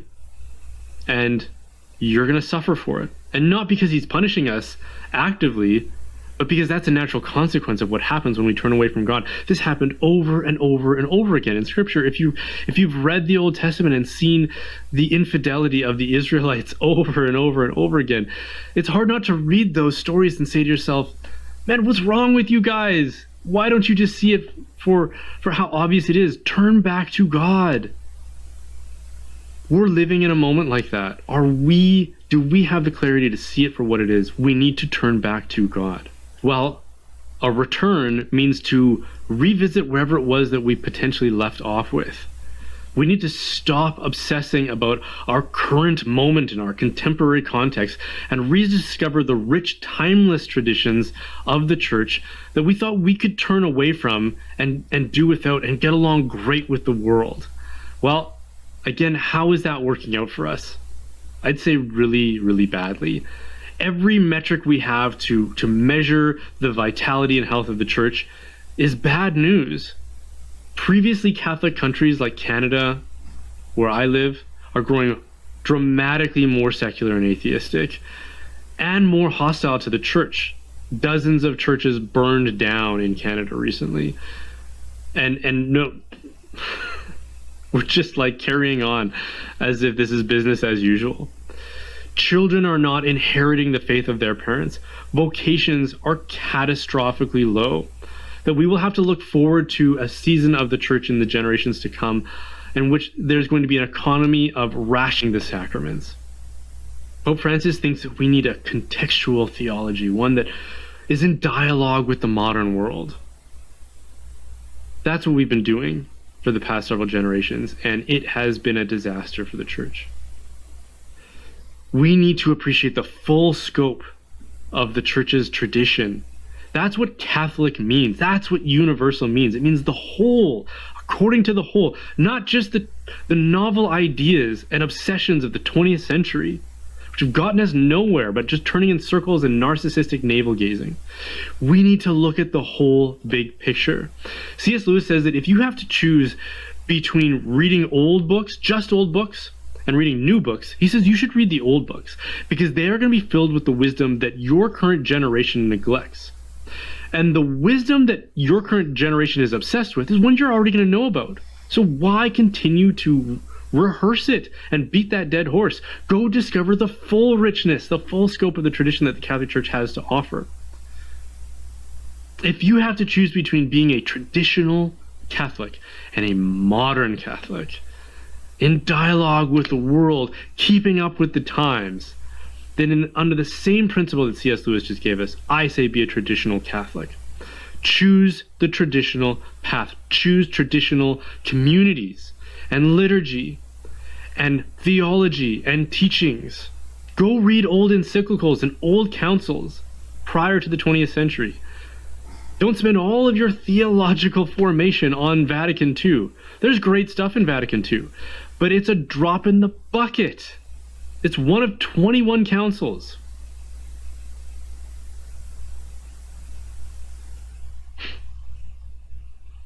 You will find yourself immersed in teachings and wisdom in the church that have been massively neglected over the past couple generations, and which are still part of the timeless deposit of the church. Maybe take some time away from the intrigue of the church gossip. Put a healthy buffer between you and the institutional church if you have to in the hierarchy. You still have to obey them, but you don't have to do as they do. If you've got a good bishop, thank God for that. If you've got a good parish priest, thank God for that. Work with them. Take advantage of that rare opportunity and do the good work that you can do. If you're not sure, I say immerse yourself in study of the great tradition of the church. And to whatever degree you can be obedient, be obedient. I hope this is helpful. I hope this is edifying. I hope this is encouraging. God bless you as you navigate these strange times we live in. This past weekend, news broke that Bishop Joseph Strickland of the Diocese of Tyler, Texas, had been removed as the leader of his diocese by Pope Francis. The Vatican issued a blunt statement on Saturday, November 11th, without giving a specific reason for the move. Needless to say, a worldwide firestorm of controversy has erupted. Here to respond to the Vatican's decision and action here, I'm joined by His Excellency Bishop Joseph Strickland. He joins us from Baltimore. Bishop Strickland, thank you for being here. Despite the recent apostolic visitation of your former diocese, ordered by Pope Francis and completed in June, this news of your removal has come as a shock to Catholics. This was the terse statement from the Holy See. We'll put it on the screen. The Holy Father has removed Bishop Joseph E. Strickland from the pastoral care of the Diocese of Tyler, United States of America, and has appointed Bishop Joe Vasquez of Austin his apostolic administrator. Bishop, that was the bulletin from the Holy See press office. My question is this. No reason was given in the bulletin, and no official reason for your dismissal has been offered since. Did you have any idea that this was coming before you read the bulletin, and were you personally notified about this, and how? Yes, Raymond, I had a in-person visit in the nuncio's office, the nunciature, last Thursday. And we had a brief meeting where His Eminence informed me of really the Holy Father's decision. At first, they said, we're requesting that you resign, and I'd made it very public that I felt I couldn't resign. So they simply said, well, then you will be removed. The letter that I was sent actually said I was relieved of the responsibilities as Bishop of Tyler. An interesting word, but yeah. And I actually didn't see the statement in the bulletin, that comes out at noon on Saturday. But that I was informed in the meeting in person on Thursday. very cordial. His Eminence was, it seemed almost kind of embarrassed to share this, but I said, I understand. I know it's part of your work to deliver this kind of message. And so I was informed on Thursday morning, flew back to Dallas and then Tyler, drove to Tyler, and I was back in the office, had masses as usual. Of course, I didn't tell anyone anything. And then I received by email, an attachment of the letter that said I was relieved of my duties as Bishop of Tyler. Was that the papal decree? Was that the papal decree that they sent you? Well, yes, yeah. And it was pretty much what you said on the bulletin. Said, I'm removed. Bishop Joe Vasquez of the Diocese of Austin has been appointed as administrator as they await the naming of the 5th Bishop of Tyler. Did Cardinal Pierre offer any reason for the request for you to retire? Yes, he read several pages of issues of concerns, and really he made it clear that the decisions made, he was just sort of giving me information about what the decision was based on. And it was that, let me say, because there's a lot out there because of some comments even from a priest in the diocese, administrative concerns. He didn't mention a single administrative concern that I heard. He did mention a lack of fraternity with my brother bishops, which I think is basically comes down to a lack of, I'm speaking up and they're not, so that has been, that's been a bit uncomfortable, but they've been very cordial, and I've been at various meetings and at various events. So that was one thing. The fact that I didn't implement Traditionis Custodes, I basically didn't not implement, I just didn't respond. We have a few Latin masses, and as I said, I felt like I couldn't deprive that portion of the flock of the nourishment they were receiving. Great young families, packed to the gills, these churches where, we have one FSSP church, so that's accurate. I didn't implement that. I think other bishops have not responded to that as maybe the Vatican wishes. So that was one of the issues.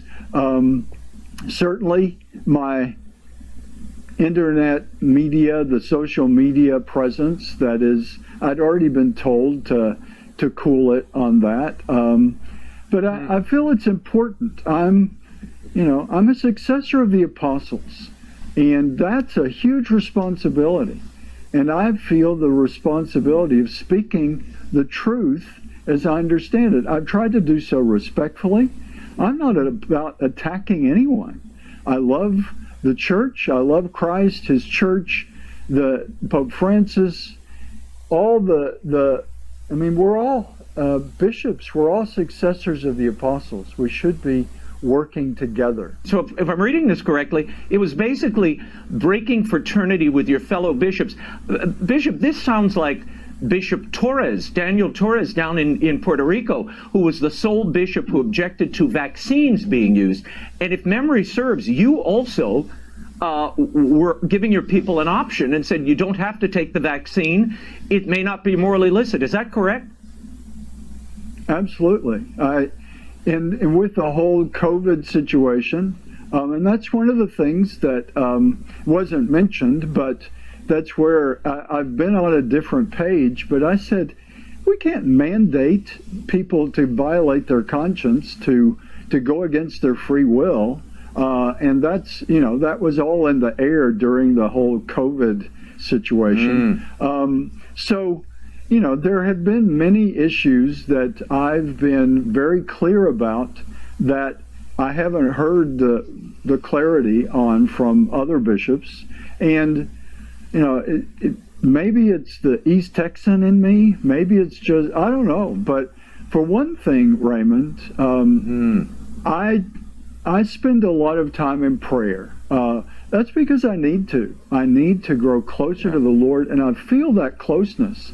And when ancient truths that Christ proclaimed, that are recorded in Scripture, that the church has taught for years, seem to be up for debate. That's one of the things that was listed. I wasn't supportive of the synod, and I stand by that. As I said in one of the tweets, I said, why are we discussing things that shouldn't be up for discussion? It's settled truth that God has revealed to us as far as everything I know. And this development that is talked about, the church needs to change. Change, yes, to grow closer to the Sacred Heart of Christ, but to change and reverse direction, that's contrary to the development of doctrine as I understand it. Let me probe into that question, because some outlets have reported when you met with Cardinal Pierre at the nunciature in Washington, that he said something to you of the effect of, the Holy Father is watching you, and I'm quoting from other periodicals, the Holy Father is watching you, you need to stop talking about the deposit of faith. There is no deposit of faith, end quote. Do you recall an exchange like that?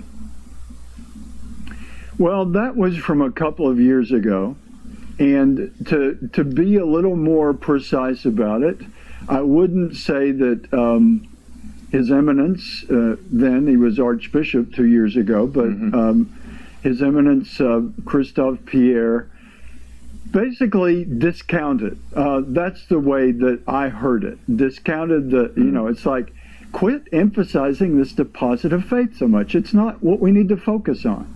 I can't quote directly that he said it doesn't exist, but it definitely wasn't an emphasis, and that's what they were telling me 2 years ago. Quit emphasizing this so much and get with the program, is what I heard. I mean, he didn't use those words, but that's what I heard. And, with this, what happened a week ago tomorrow, last Thursday, His Eminence basically said, it was sort of you didn't get the warning 2 years ago. Pope Francis has made his decision.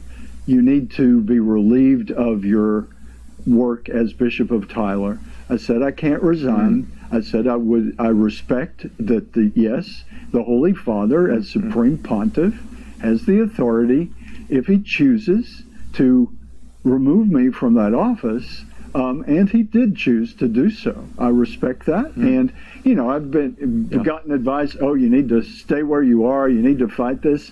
I'm not going to do that. It would, I said I wouldn't. I want to be a man of my word. I said, if that's the Holy Father's decision, if anyone has the authority to do it, he does.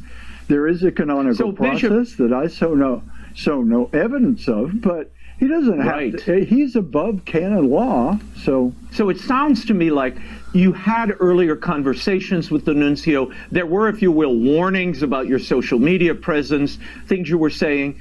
Did anyone from the Holy See cite violations of canon law that you may have incurred to get this kind of penalty? I mean, they don't remove a bishop when there's some grave sin, corruption, sexual malfeasance, stealing.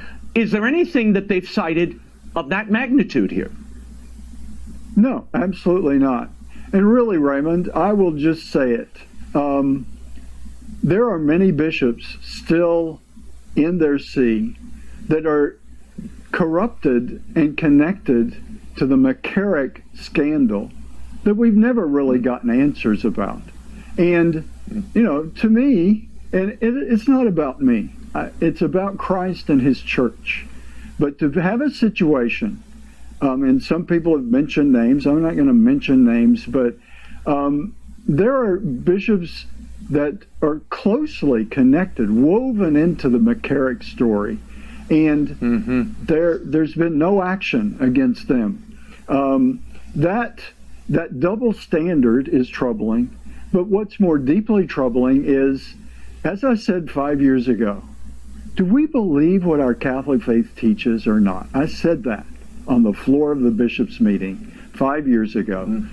Sadly, the answer that I seem to be getting, not directly, but by circumstance, by who people are associating with, by what's going on with the synod, the answer seems to be no. We don't believe that any longer. The church needs to change. Things need to develop. We don't believe what we used to believe.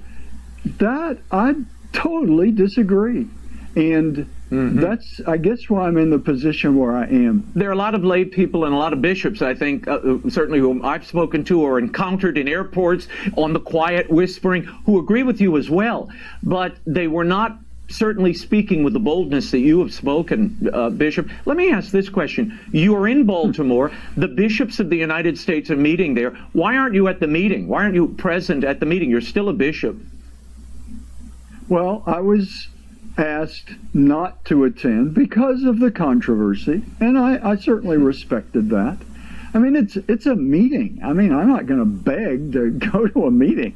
There's a lot. I mean, it's a lot of work and a lot of time that's spent with, very often it's a whole lot of time and maybe a little bit produced, but so the meeting is not something. I was heartbroken to not be at the meeting. I respected the request that I not attend the meeting because I didn't hear a because, but I presume because it would have been, and it probably would have been disruptive. I mean, there's work to do. Focus on the work. And I was committed. I mean, I'm sure I'll be criticized for being here in Baltimore, but I had committed to be at a couple of gatherings to pray, like I was at noon today, to pray a rosary. And I said, I'm not going to pull the plug on that because I'm not at the meeting. Let me ask you this. I want to take you back for a moment. In June, Pope Francis ordered this apostolic visitation of the diocese. Retired Bishop Gerald Kakanis of Tucson and Bishop Dennis Sullivan of Camden led that investigation. Did they meet with you personally during that visit? What did you make of those visitations, by the way? Well, they spent from Monday to Friday meeting with people in the diocese. I didn't want to know. I mean, I didn't want a list of names of who they'd met with. So a few people actually mentioned that they met with them, but they met with me the very last on Saturday morning of that week. I'll always remember it was June 24th, the Nativity of John the Baptist, and we met for a little over an hour, and they really raised a lot of the issues, the same issues that the nuncio raised when we spoke last Thursday. And we had a very cordial, very calm conversation about my life in the diocese. And the administrative issues didn't come up at that meeting. That word was really brought out by a priest in the diocese who said, there have been administrative issues. 5 years ago, I made some major changes because I saw that the direction things were going weren't according to my wishes, and I saw that things were happening that I disagreed with, and I'm the bishop. So I stepped in and said, we need to make some changes. That was 5 years ago. It's been pretty stable since. We surpassed our goal and hit a record for the Bishop's Appeal. That's the Bishop's fundraising for the diocese for 2023, over $3 million in pledges. That was a record. We've got 20 seminarians, fine young men. We've had a couple of priests that have been welcomed in the diocese over the past couple of years. So the administrative issues, it's like, there's no there, as they say. And I mean, I've got a good team there, very stable.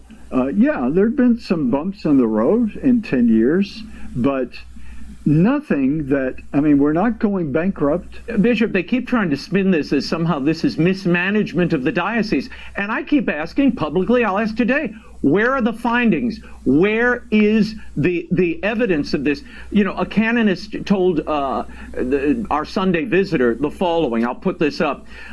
He says this removal was administrative. The removal does not of itself entail any wrongdoing. It's just a pastoral judgment that the ministry has become detrimental or ineffective in that particular place. That's Father John Beale, a professor of canon law at CUA. Your response, and did the Holy See communicate that you had mismanaged the diocese to you?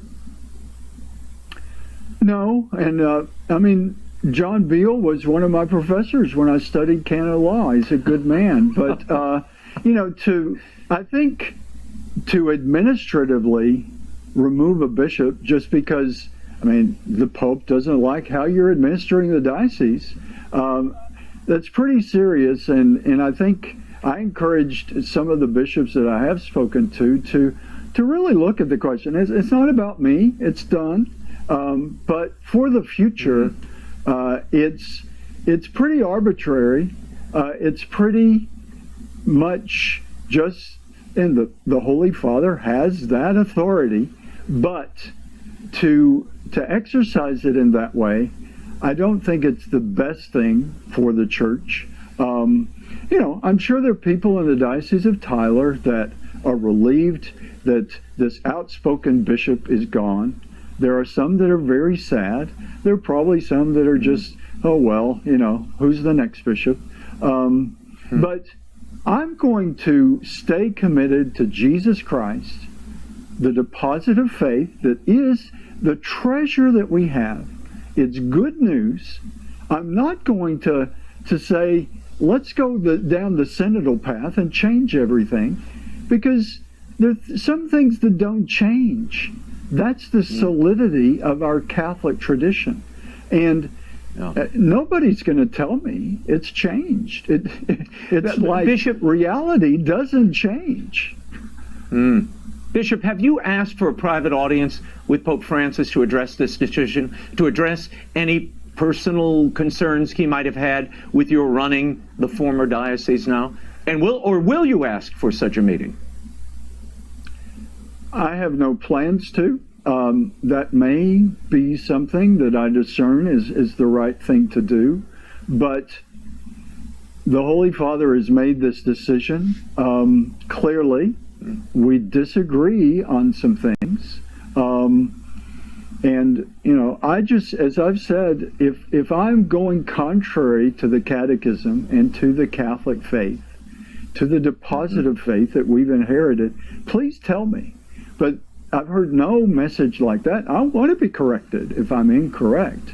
But honestly, Raymond, I feel like it would be less than respectful to the decision that the Holy Father has made. It basically is without appeal, and so to give the appearance that I was making an appeal personally, you know, I may reach that point, but that's not in the plans for moving forward for me. I really don't know what the plans are. People have asked me, what are you going to do? I'm going to be faithful to Christ. I'm still going to do my best to be a successor of the apostles, but what that looks like in the future, I don't know. But I don't believe I can just go quietly into the dark night. I mean, I've got to share the light of Christ in a world that needs his truth so desperately. Finally, Your Excellency, it has been suggested that in the past you had concerns about the governance of Pope Francis, and in May you tweeted the following that garnered much controversy. It was this: please allow me to clarify regarding Patrick Coffin has challenged the authenticity of Pope Francis. If this is accurate, I disagree. I believe Pope Francis is the Pope, but it is time for me to say that I reject his program of undermining that deposit of faith. Follow Jesus. That is the quote from May of 2023. Might that have been where the deposit of faith conversation originated with the nuncio? Well, I think that's certainly a part of it. And really, frankly, Raymond, the simple answer that I can give, 2 years ago, the Vatican, one of the offices, clearly said in relation to the same-sex unions and all of that controversy, the Vatican said, we cannot bless sin. And now, 2 years later, we think that's up for debate. No, it's not. And that's what I mean. That's part of the deposit of faith. That is serving the people of God. That's being a successor of the apostles to tell people, this is sinful, repent and return to the path of Christ. To say, we're not sure it's sinful anymore. I do disagree. And I feel obligated before the Lord, before Jesus Christ, to say, no, that's not what he told us. Yeah, for the average Catholic, whether it's reality or perceived, it feels like it's a whiplash magisterium, where what was right last week is now wrong, and what was wrong last week is now totally acceptable. And people are just confused. It lends confusion. I have to ask you this. At a conference in Rome recently, you read a letter from, I believe you described it as a faithful Catholic on Facebook. Did you know you were going to be relieved of your position when you read that Facebook post and it suggested that the Pope may not be legitimate? Do you accept that the Pope is legitimate? Why did you read the letter? I read the letter, and, how you read things, but I presented that letter. It was presented to me. There was a lot of challenge to me personally in that letter. If you read the whole thing, it's saying, Bishop, do you want to guard the truth or just keep your job? That was basically the challenge. And so the way I read it, it used the word usurper, which is very strong. But what I understood from that letter was that it was saying, and what I was being told, is the Pope is using the authority of the chair of Peter to change what Christ has said. And to me, that's the nuance that I had. I didn't read it as saying, because like I said, I believe that Pope Francis is the Pope. There's been no clear statement. If he's not the Pope, who is? He is the Pope. But it's a tragic thing for me to say, I seriously disagree with some of the things that the Holy Father, the man who holds the Petron office in this year, 2023, things that he's saying, and the people that surround him. And I've tried to say that as well, that certainly the Pope has said confusing things, but a lot of the people that he has appointed as cardinals, the people in the various offices of the Vatican, they haven't said confusing things. They've said things that contradict the deposit of faith. And the Pope has put them in place. So it frustrates me.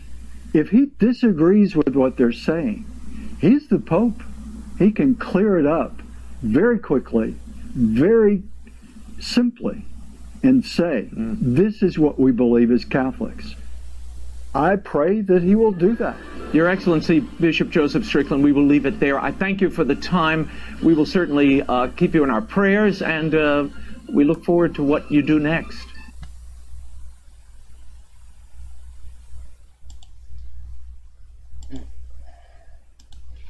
And that's it. Good night.